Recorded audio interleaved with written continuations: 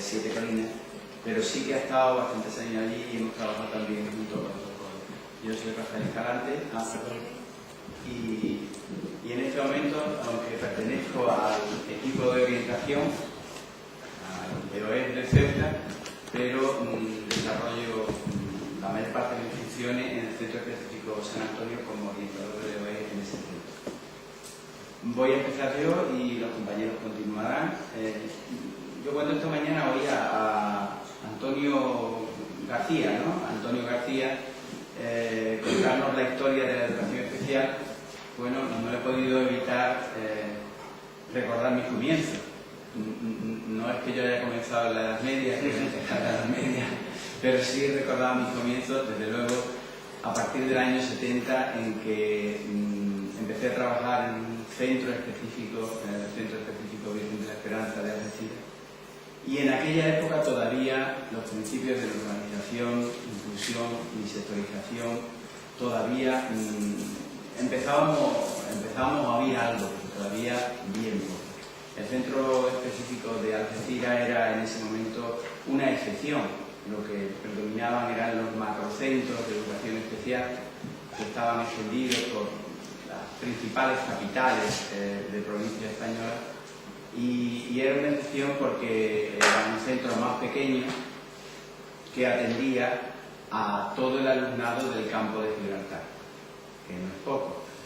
Os hablo de un colegio con 4 unidades escolares, 4 profesores de educación especial. Estábamos en la primicia de la educación especial en ese momento, porque lo hicimos en Madrid, en el Instituto Nacional de Pedagogía Terapéutica. De allí procedíamos 3 de los que estábamos, y 4 profesores, como digo, y pues eran 60 alumnos yo diría que estaba representada casi todas las discapacidades, casi todos los tipos de trastornos. También algunos, como lógicamente no existía nada en los centros ordinarios, allí iban a parar prácticamente, casi como un cajón de desastre, iban a parar también bastante ligeros y algunos chicos que sencillamente no aprendían. Por eso digo que me he acordado de esa época, porque realmente hasta que se empezó a poner en marcha el Plan Nacional de Educación Especial en el año 78, la situación era todavía muy incipiente en lo que se refiere a los principios que hoy día estamos manejando. También diría, y estoy de acuerdo con Antonio, que desde entonces el camino sí es verdad que ha sido más bien el vuelo de una mariposa, porque ha sido duro, difícil, y desde mi punto de vista no ha cubierto en absoluto las expectativas que en aquel momento teníamos. No las ha cubierto, al menos no las ha cubierto plenamente. Es verdad que ha habido cambios, el centro específico en el que yo trabajo hoy es distinto, hay menos alumnos por aula, hay muchísimos más recursos, muchos más profesores, está mejor dotado en todos los sentidos, hay especialistas, etcétera, etcétera. La ratio profesor-alumno, por supuesto, que ha cambiado muchísimo, pero lamentablemente todavía en el centro específico sigue habiendo algunas secuelas, diría yo, de segregación, o por lo menos de no inclusión de determinados alumnos que probablemente pudieran haber seguido otro itinerario formativo que no el del centro específico. Por eso digo que aunque es verdad que las cosas han cambiado, pero desde luego debemos aspirar a algo mejor para nuestros alumnos, y por eso estoy aquí en este tarde.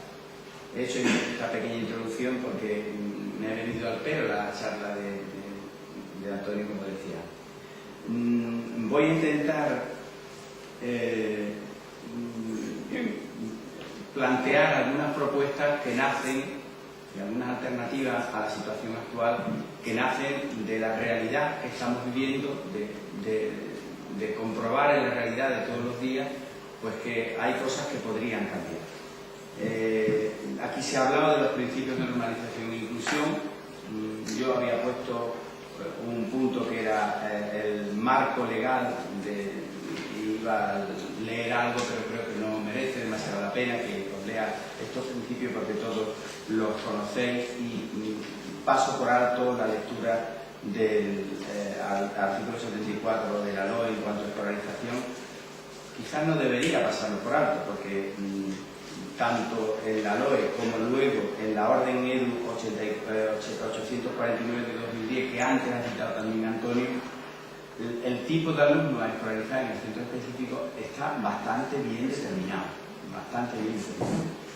y las opciones de escolarización deberían ser muy distintas a las que son en este momento. Entonces, paso de largo este articulado y entro directamente en la escolarización de ACNE, las modalidades de escolarización de ACNE en nuestra ciudad.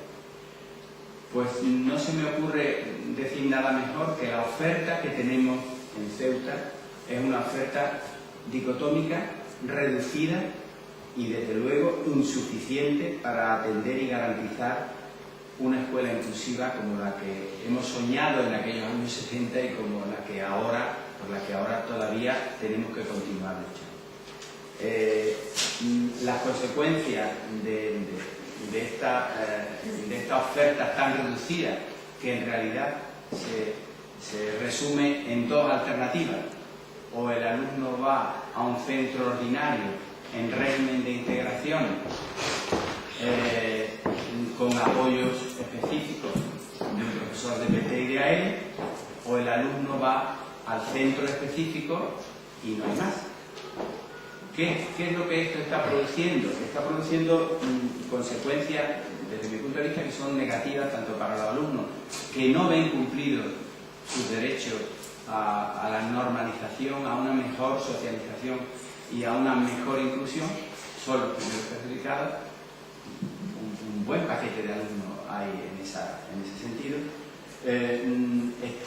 Se ven también perjudicados los profesores en las aulas, que están trabajando en aulas en muchos casos masificadas, que por este doble modelo, sobre todo por el modelo de integración, se ven con alumnos en clases de 30 o de 29 o de 30 alumnos en un infantil, por ejemplo, con 1 o 2 alumnos de integración que no pueden atender debidamente y que además el profesor de PT que hay en ese centro dispone de un número de horas muy reducido también para atenderle. Todo el mundo hace esfuerzos, pero no hay mucha salida. Y por supuesto que se ven también perjudicadas las familias, que tampoco ven que se haga realidad el derecho de sus hijos. Y desde luego, como orientador y como miembro del equipo de orientación, también os digo que a nosotros también nos perjudica esta situación. Y nos perjudica porque cuando intentamos hacer un diagnóstico y sobre todo cuando intentamos hacer una adecuada propuesta de escolarización, solo tenemos esas dos alternativas. No hay más, es que no tenemos otra.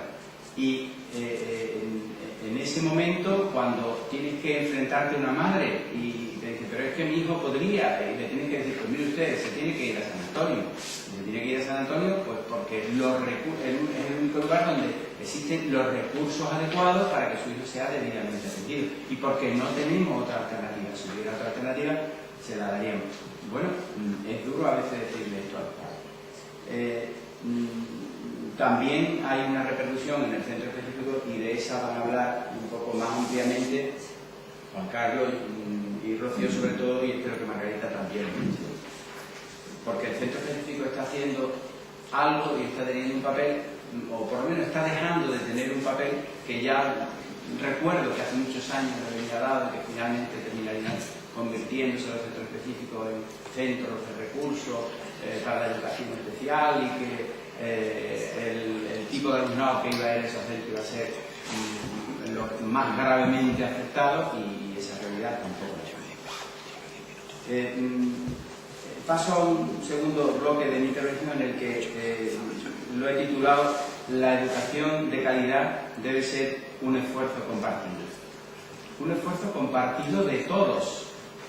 Y hay varios pilares básicos, entre ellos el profesorado, el alumnado y la familia, que yo creo que en Ceuta a mí me consta el esfuerzo de los profesores, lo he dicho antes, cuando tienen 1, 2 o 3 niños en un aula. Me consta el esfuerzo que se está haciendo en cada uno de los centros, tanto en los públicos, y ya afortunadamente también en algunos de los privados. Me consta, por supuesto, yo diría la paciencia que están teniendo algunas familias y la comprensión que están teniendo. Algunos se rebelan con más fuerza y consiguen cosas que otros no, dependiendo de si tienen una situación, pues iba a decir, no de privilegio, pero bueno, pues que son capaces de hablar con alguien que les resuelva el problema y de que ese niño que iba a ir al centro específico finalmente no llegue allí. Algunos lo consiguen, pero la mayoría llevan con paciencia esto. Y yo en esto, cuando estaba pensando en la charla, pensaba que a las familias podemos darle argumentos y explicaciones para que comprendan que tal o cual modalidad de escolarización es la más conveniente para su hijo, según que tenemos más recursos o menos. Pero lo que no podemos hacer es hurtarle su derecho a exigir mayores cotas de inclusión, normalización y socialización para los críos. Eso no se lo podemos hacer. Si es verdad que podemos explicarle, cuando se lo explicamos a algunos, pues no, digamos que lo comprenden mejor, pero no podemos ni debemos hacer eso. Decía que la educación es un esfuerzo compartido y que estos tres sectores, por supuesto que el alumnado, a este alumnado no le podemos pedir más esfuerzo, pero estos tres sectores y el alumnado, yo creo que se está haciendo el esfuerzo y se está haciendo ampliamente en el centro, con las aulas que tenemos. Pero creo que algo está fallando aquí y me parece que uno de los pilares básicos que está fallando en esta ciudad es el papel de la administración como garante de la dotación de recursos, como garante de poner a disposición de los centros y del alumnado todos los medios y todos los recursos necesarios para que una escuela inclusiva sea verdaderamente una realidad y no una milonga, que es lo que se podría decir que ocurre en algunas ocasiones, no digo en todo. Yo no quiero ser ahora un crítico de los más duros, ni muchísimo menos, pero lo que sí estoy seguro, y por eso digo esto, es que la situación podría mejorar y debe mejorar. De eso estoy completamente seguro. En el papel, este artículo en el papel, bueno, lo conocéis todos también, pero no quiero dejar de leerlo, porque a ver si lo tengo, a ver si me he ido a donde debía. En el artículo 69 de la ley, que no me lo sé de memoria, ya un poquito de Alzheimer va teniendo uno, dice: corresponde a las administraciones educativas asegurar los recursos necesarios para que los alumnos y alumnas que requieran una atención educativa diferente a la ordinaria continua puedan alcanzar de ese modo el máximo desarrollo posible de sus capacidades personales. Aquí hay algunos políticos sentados.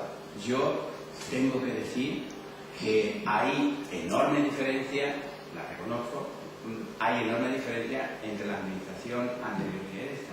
Pero también tengo que decir que se han perdido muy buenas oportunidades por parte de las dos administraciones de mejorar la situación. Lo digo con toda claridad porque yo no pertenezco a ningún partido y aunque perteneciera creo que lo diría igual, porque llevo muchos años en esta historia y creo que lo diría de la misma manera.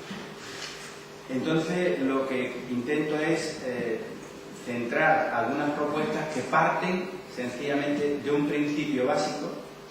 Este principio es la diversidad de discapacidades y de trastornos que existen, que existen estadísticamente en cualquier población escolar, y que a esa diversidad de discapacidad y trastornos debería corresponder lógicamente también una mayor diversificación de la oferta educativa.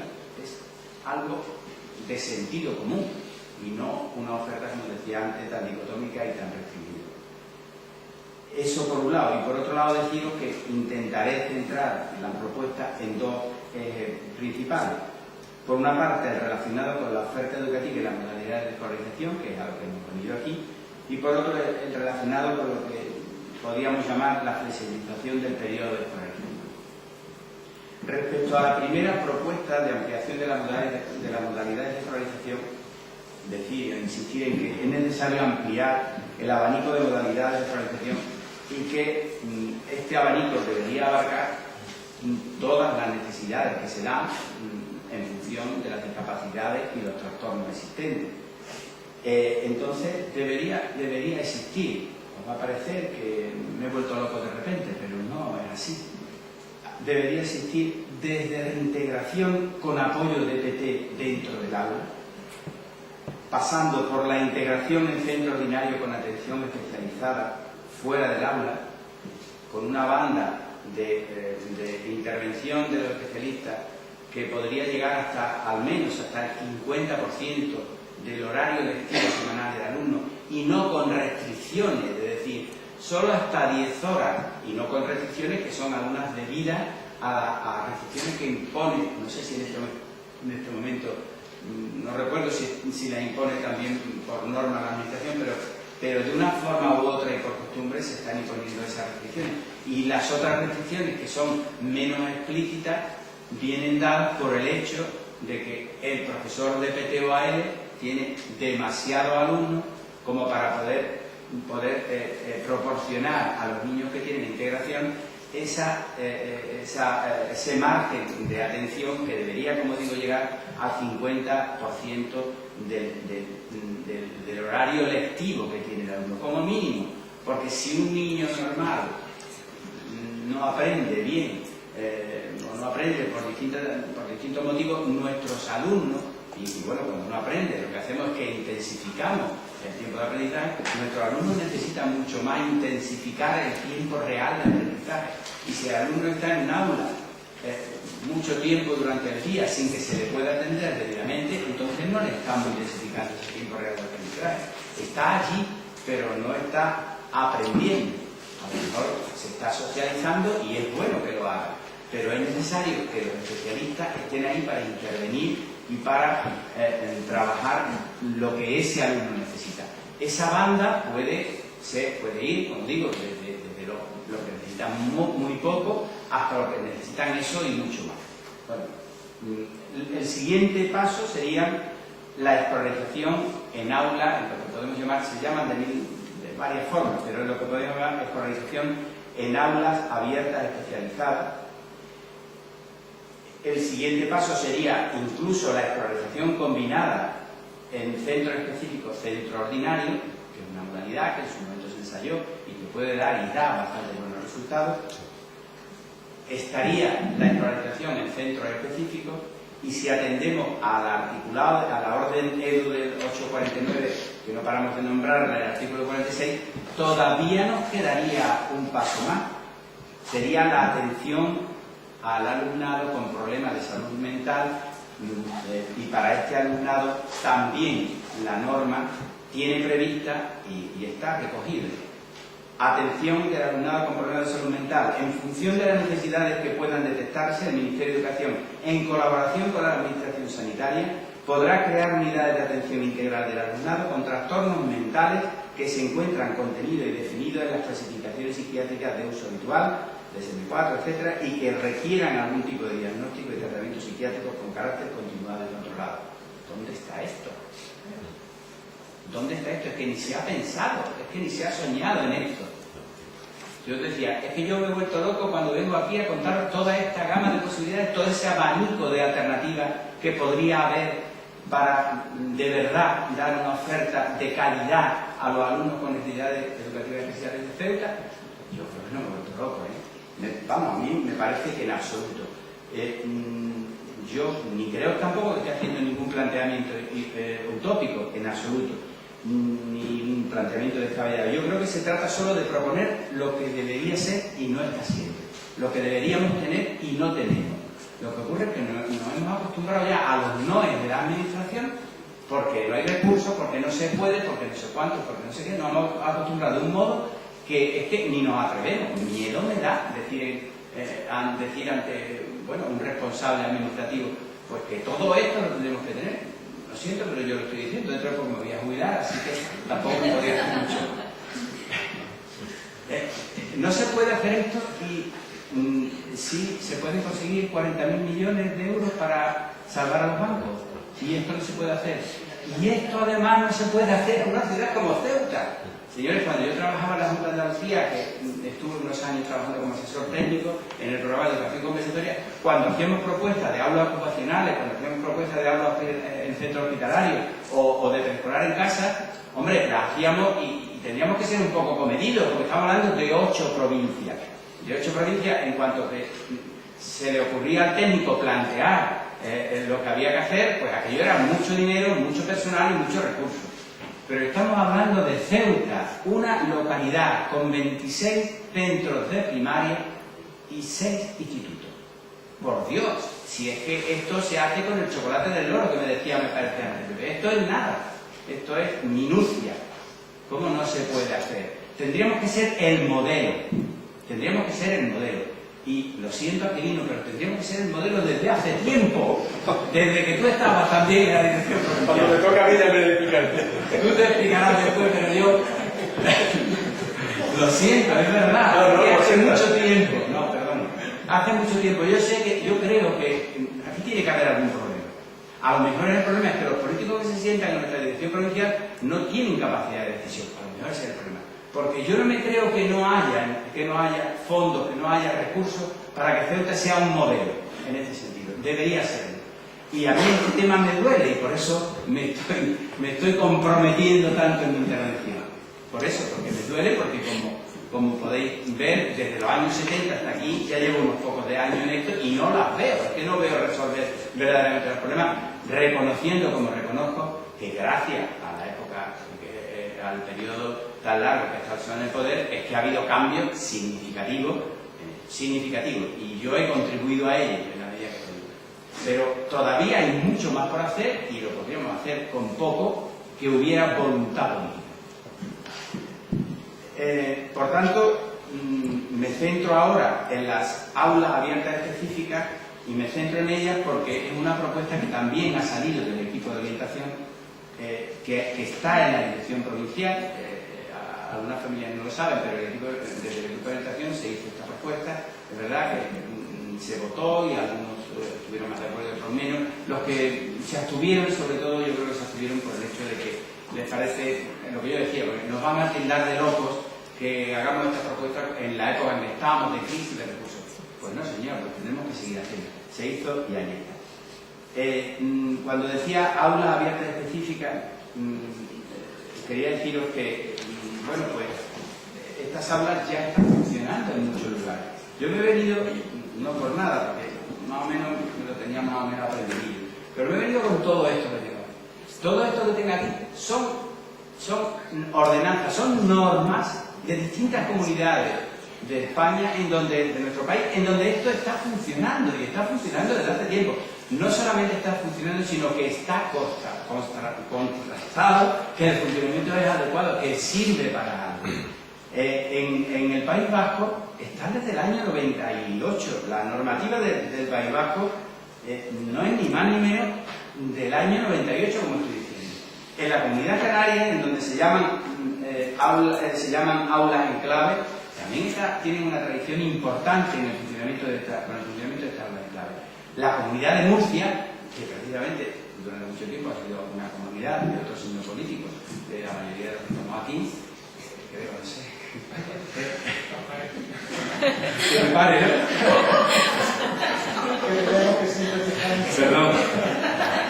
Bueno, yo ya sigo, ¿eh? En la Comunidad Autónoma de Murcia, que se llaman también aulas abiertas especializadas, y las hay aulas generales y aulas específicas, se está funcionando. Hay una orden de 2010 que se corresponde con la orden que venimos quitando desde hace tanto tiempo. Y justo en Extremadura, señores, hay una orden de 2012, de 18 de julio de 2012. Y en estas órdenes se define qué son estas aulas. No solamente se define, se define también y se determina cuáles son los destinatarios de estas aulas, que ahora me voy a permitir que os lea un poquito, no lo voy a leer toda entera. Y no solo eso, sino que además se regula de pe a pa cómo deben ser estas aulas. Yo me pregunto, bueno, es que esto es tan complicado, que tiene sus problemas en marcha, debe ser tan complicado. Básicamente, bueno, no voy a leerlo todo, pero sí que os voy a dar una pincelada de cómo se ven, por ejemplo, en la comunidad de Murcia. Las aulas abiertas son aulas especializadas que constituyen una medida de carácter extraordinario tendente a conseguir los principios de normalización e inclusión destinada a determinados alumnos y alumnas con necesidades educativas especiales graves y permanentes que precisen de apoyo externo y generalizado en todas las áreas del currículum. El resto de las comunidades, bueno, unas lo dicen de una forma, otras de otra, pero las aulas estables en el País Vasco constituyen un recurso de carácter extraordinario que puede proporcionar un contexto adecuado para algunos alumnos y alumnas con necesidades educativas especiales permanentes derivadas de autismo, retraso mental severo y otros trastornos generalizados del desarrollo, cuya escolarización requiera una atención individualizada y un currículum diferenciado. Y bueno, ahí, como digo, prácticamente en todas las comunidades se viene dando este mismo modelo. El tipo de alumnado casi, para no cansaros mucho, casi también os lo he por lo menos apuntado en esta breve lectura.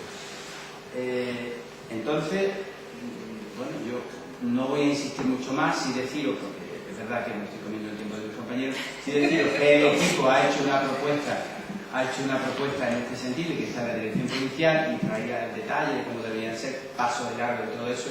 Y entro en la siguiente propuesta, que es más sencilla, que sería una propuesta de flexibilización, como decía, del periodo de escolarización en educación infantil y en primaria. Perdón, cuando hablo de aula abierta especializada no estoy hablando de primaria solamente, estoy hablando también de educación secundaria.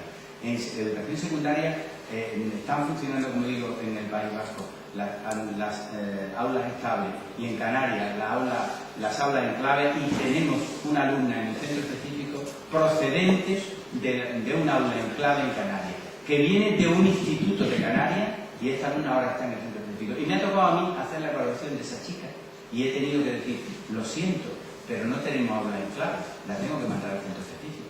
¿Creéis que me ha gustado? Creo que ya me vais conociendo un poco en este rato.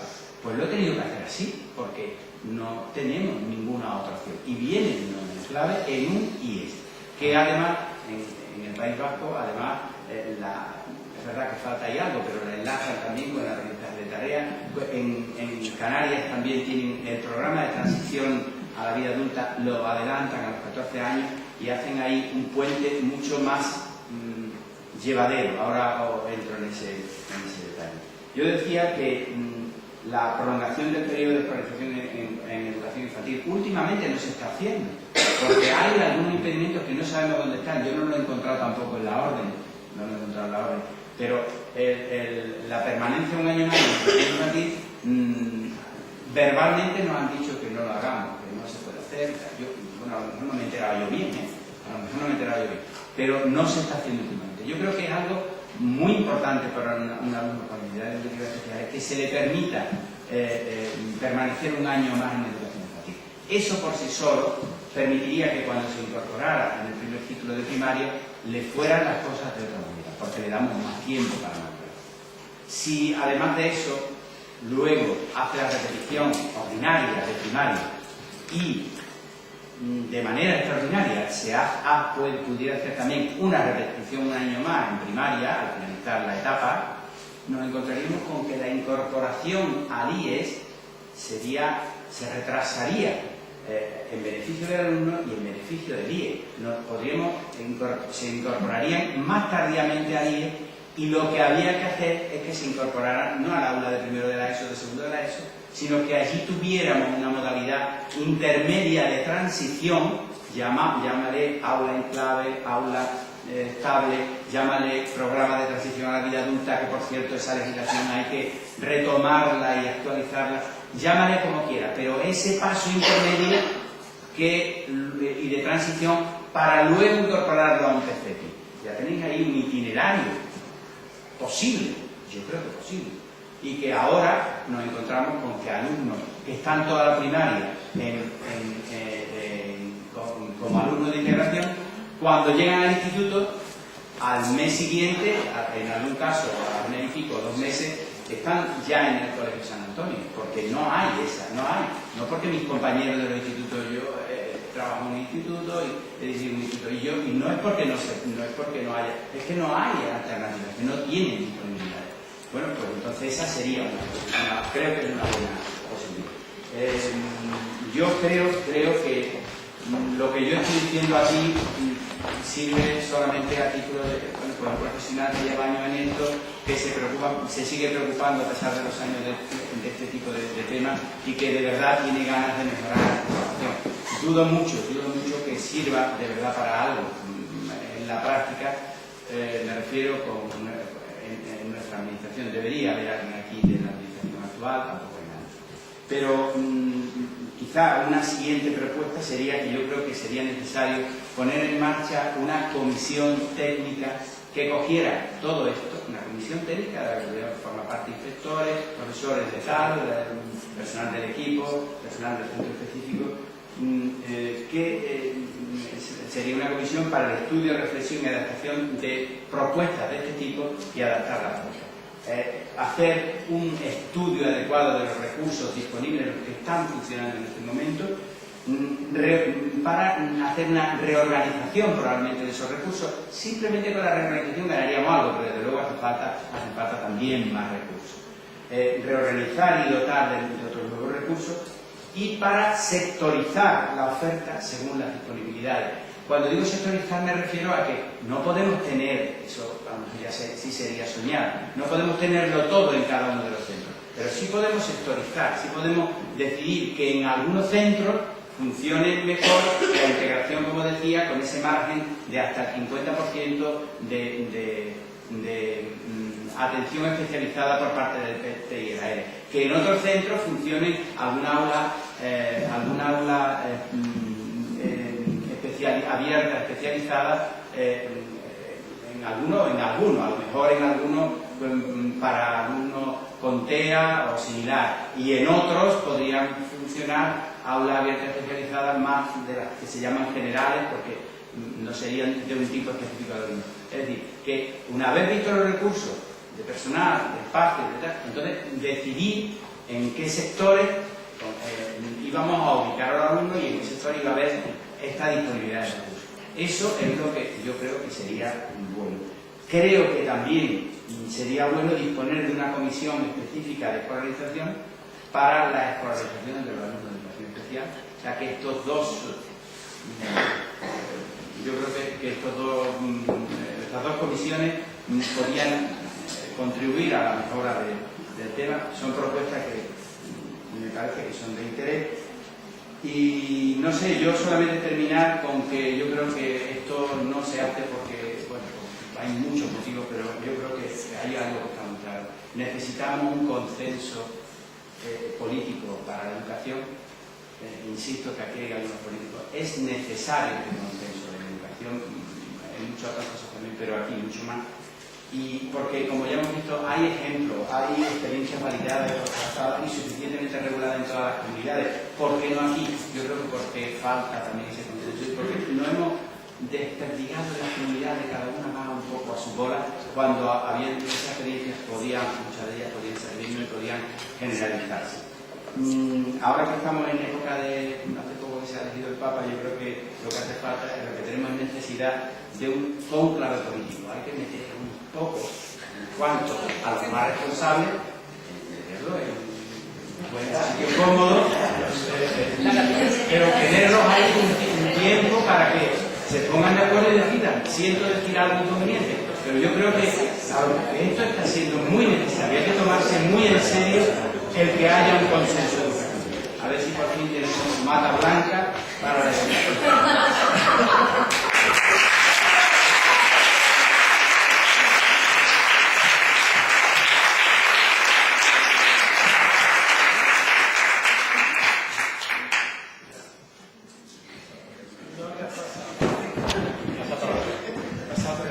No, al contrario, es una pena que no hayamos tenido más tiempo, porque la riqueza de idea, de discurso y de conocimiento que tiene Rafa, pues yo no voy a llegar a ella. En ese sentido, como sé que ahora tengo que sintetizar a toda la carrera, mi presencia aquí, aparte de lo que me pueda decir, pues quizás pueda dar lugar a que padres o profesionales luego en el turno de preguntas pues me pongan sus dudas o sus preocupaciones. Yo sí quisiera vencer también las reticencias de padres y profesionales hacia el centro específico. Todos somos partidarios de la inclusión, pero también tenéis que conocer, creo que se debe conocer al centro específico a sus profesionales y deciros que los alumnos, si en algún momento llegan, van a estar muy bien acogidos y bien tratados pedagógicamente, terapéuticamente. Yo voy a ser muy sintético, porque pienso que Rafa ha definido toda la problemática en concreto. Yo sí voy a hablar quizá de que el hecho de que la inclusión no esté funcionando a nivel de nuestra ciudad tiene unas repercusiones en el centro específico que está desvirtuando lo que debe ser un centro específico. Ya Rafa ha aludido a la legislación y esta mañana se han hecho alusiones a las discapacidades, o sea, los alumnos y sus discapacidades, los que deberían ser orientados al centro San Antonio. Nuestro mayor problema ahora mismo es que somos un centro saturado y colapsado. Tenemos 124 alumnos y algunos de ellos, como ha expuesto Rafa, podrían haber seguido en el sistema ordinario, en los colegios ordinarios. Para mí los dos colectivos, los dos perfiles de alumnos que quizás podrían haber continuado en el sistema ordinario son los alumnos que llegan a edades tempranas, que la normativa, los principios pedagógicos nos dicen que un alumno a esas edades no debería ir nunca a un centro específico, eso lo sabemos. También entendemos la dificultad de un diagnóstico pues, para un servicio de orientación, también el que no haya recursos en los centros ordinarios, eso lo entendemos perfectamente. En este caso, una solución puede ser que si vienen al centro específico pues tenga un carácter transitorio y que sea reversible, es decir, ha habido dos casos en concreto, el último año de niños, que hemos conseguido luego revertir al sistema ordinario. Eso pienso que bueno, ha sido un éxito en cuanto a orientación, ¿no? En nuestro centro. Esos niños, lógicamente, nosotros no podemos darle un contexto escolar tan estimulante como el que puede haber, o tan normalizado como el que puede haber en un centro ordinario. Lógicamente, esos compañeros pueden tener una discapacidad psíquica mayor, sus comportamientos pueden tener conductas problemáticas que ya sabemos que los niños por imitación pueden adquirir. Nosotros en este sentido acogemos a los alumnos y los tratamos lo más profesionalmente posible y por supuesto procuramos su bienestar, ¿no? Su atención. Diciendo un poquito en el sentido de que el centro específico tiene más recursos. Bueno, tienen más recursos, pero yo como un ejemplo, a veces se vende que el centro específico, por ejemplo, en audición y lenguaje, va a atender quizá, no sé, con más sesiones a un alumno que vive en un centro ordinario y no se entera así, porque todos los alumnos del centro San Antonio son susceptibles de recibir atención logopédica. Lógicamente tenemos que priorizar aquellos trastornos de lenguaje que son más graves. Y ocurre que esos niños que tienen una discapacidad psíquica en torno a ligera, sus alteraciones de lenguaje pueden ser muy leves comparadas con otras alteraciones que tienen o que requieren de ayuda técnica aquí. En eso se diciendo un poquito, que no siempre San Antonio puede dar más apoyo en ese sentido. Tenemos 6 profesores braille y 124 alumnos y todos son susceptibles. Ocurre a veces en los centros ordinarios que la ratio de audición y lenguaje o de PT es mejor que en el centro San Antonio. Ese sería, digamos, es un perfil de alumno que si la inclusión funcionara convenientemente, pues podría evitarse, ¿no? Que llegara a edades tempranas, porque también hay que dar un tiempo para la madurez de los niños. A veces llegan demasiado pequeños, demasiado tempranos. No me voy a extender más. A ver si luego en preguntas alguien tiene dudas y contestamos. El otro perfil de alumno que nos está cambiando lo que son las señas de identidad del Colegio San Antonio son aquellos alumnos que han pasado toda su educación primaria en el centro ordinario, llegan a un instituto y nos lo mandan al centro San Antonio. Eso no tiene sentido. Un alumno que ha estado toda la primaria integrado, ¿cómo que no llega a esa edad? No tiene mucho sentido. Además ocurre que está llegando un perfil del alumnado con graves problemas de conducta y el colegio se está convirtiendo en un cajón desastre para aquellos alumnos que no saben qué hacer con ellos, que dan problemas en el instituto y no saben qué hacer con ellos. Yo lo entiendo porque se está protegiendo el bienestar de ese alumno, es decir, es un alumno que quizá en un instituto tampoco puede ser bien atendido. En este sentido, Rafael ha propuesto una serie de soluciones, que es ampliar la oferta educativa, sea mediante aula de transición a vida adulta, aula de clave, o bien programas de PCEPI. En ese sentido habría mucho que hacer a esas edades. ¿Qué ocurre con este alumnado? ¿Por qué nos cambia nuestro contexto muy gravemente? Porque son alumnos de discapacidades intelectuales ligeras, alumnado con conductas problemáticas, a veces son hiperactividades maltratadas, sin medicar, que derivan en trastornos desafiantes negativos, que no encuentran en ese contexto una motivación ni una empatía en cuanto a intereses sociales, emocionales. ¿Qué ocurre? Que a veces esos comportamientos agresivos que esta alumna manifiesta, por imitación, los alumnos más gravemente afectados lo realizan, y eso para el bienestar emocional de estos alumnos más gravemente afectados es muy perjudicial. Nosotros no tenemos una solución pedagógica que es la expulsión. Nuestra solución no es expulsar, no somos un instituto, pero sin embargo tenemos ya tal cantidad de trastornos de conducta que se nos está desbordando la rabia en ese sentido. Uno no puede, de hecho esta es una de las medidas que tuvimos que hacer, fue separar recreos, porque había tal cantidad de problemas de personalidad y conducta que eran peleas diarias, y sí que el profesorado y el alumnado más gravemente afectado a veces ven comprometida su físico, su salud, su integridad física. No voy a contar detalles, porque bueno, es algo ya muy, no sé, hay que también salvaguardar en este sentido a los niños, ¿no? Pero bueno, esos son los dos grandes problemas que tiene con el desarrollo ahora mismo. En ese sentido, Rafa yo creo que ha aportado soluciones que se podrían plantear en secundario, ¿no? Y no voy a extenderme más porque no tenemos tiempo. A ver si logra el turno de preguntas para que tengan una duda, pues yo se la contesto.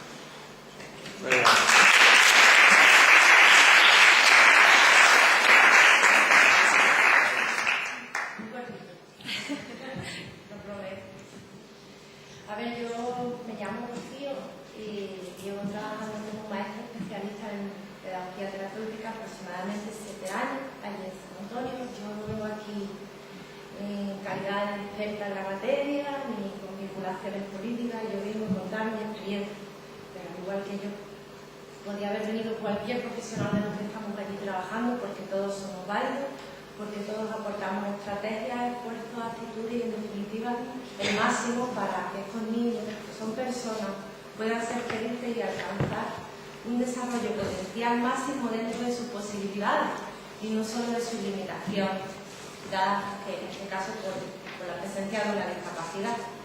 Yo mi lectura, que de verdad va a ser cortita, voy a basar en mi trabajo diario y en la realidad del día a día. Mi objetivo, contar cómo integramos a un alumno que escolarizado en este colegio de educación especial a un centro ordinario. Solo 2 casos en los 10 años de existencia del colegio. O sea que es más fácil que un niño entre a que un niño salga de allí. Curioso. Vamos a ver el caso de este pequeño, que no voy a mencionar el nombre por garantizar su privacidad. Comenzó sus primeros años de vida mostrando ciertas actitudes o patrones de comportamiento que hacían denotar la presencia de algún hándicap. Efectivamente, y cuando se le realizó la consecuente evaluación, bueno, pues en principio se le diagnostica como persona con trastorno generalizado del desarrollo, tipo autismo, y es remitido al colegio de San Antonio. Entonces, claro, al principio pues mostraba patrones de aislamiento, no se comunicaba, cierto déficit de atención, un lenguaje con cierto retardo, pero claro, en el caso de este pequeño fue solo cuestión de tiempo, 2 años en concreto, el niño empieza a cambiar, empieza a madurar, el comportamiento, su personalidad evoluciona a mejor. ¿Qué ocurre? Este niño empieza a comunicarse mejor, a relacionarse con sus compañeros, tanto en el entorno escolar como familiar. Nos damos cuenta que quizás tanto el orientador, que me ayuda tantísimo, como el resto de los profesionales, pues nos encontramos ante un caso de retraso en el desarrollo madurativo, que implica un nivel más lento, porque todos los niños no se desarrollan de la misma manera. En este caso solo fue un poquito más lento. Fue su propia madurez la que nos dio la evidencia del cambio, y ante la posibilidad de integrarlo nos pusimos manos a la obra.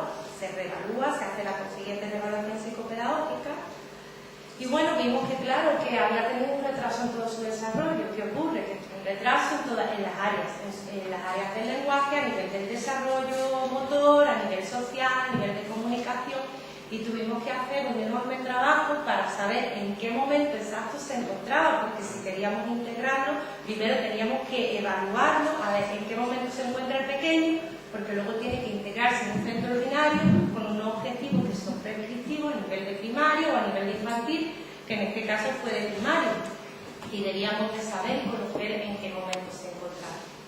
Claro está que esto fue un trabajo muy duro. Yo tenía además 5 alumnos, muy de poquitos, 5, pues no, 5 con cada uno que presenta unas características individuales que hay que atender y que hay que respetar. 2 alumnos como personas que presentan síndrome de Down, un alumno además con autismo, problemas de lenguaje y de conducta social, en fin. Por un lado me presento, o sea, me tengo que dividir, prestar un poquito de atención a cada uno porque se lo merece, y por otro lado evaluar a este pequeño que por qué no iba a recibir una educación normalizada y por qué tenía que estar aquí, allí, que no es que esté mal, porque tenemos, si es cierto que estamos dotados y tenemos muchos recursos y nos formamos día a día, pero es que eso es posible tanto en un centro específico como en un centro ordinario. De hecho, sé que existen profesionales del centro ordinario que se forman y que saben cada vez más el tema. A esto deberíamos de garantizar además que en el cole donde estuviera este pequeño pues recibiera los apoyos tanto logopédicos como de la maestra especialista en pedagogía terapéutica. Costó, pero lo conseguimos. Con esto, ¿qué quiero decir? Que es muy importante la educación normalizada de cualquier pequeño en los primeros años, la etapa de la educación infantil. Los niños pequeños en las primeras edades son esponjas. Da igual si presentan un hándicap, necesitan estímulo, y esos estímulos significativos se les proporcionan en la etapa de la educación infantil, y no podemos privarlos de esos años, porque en este caso el niño tuvo un desarrollo un poquito más lento, pero evolucionó, se adaptó, y que en este caso pues que el garantizar que permanezca en la etapa de infantil es de vital importancia y garantiza que se pierdan esta cantidad de estímulos significativos que supone privar a cualquier niño de esta etapa. Actualmente, este alumno se encuentra integrado en un centro ordinario, recibiendo apoyo y avanzando en su proceso de aprendizaje, disfrutando de una inclusión que en definitiva que no es algo imposible, que yo creo que se puede.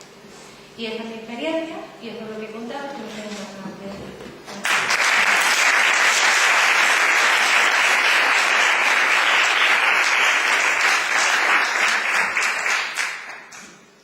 Bueno, pues ahora en mi turno, yo sí os voy a dar, quisiera, y es mi intención, daros unas pinceladas sobre lo que es la situación casi actual de la integración, inclusión, si vamos más allá, en la educación secundaria, en esa etapa.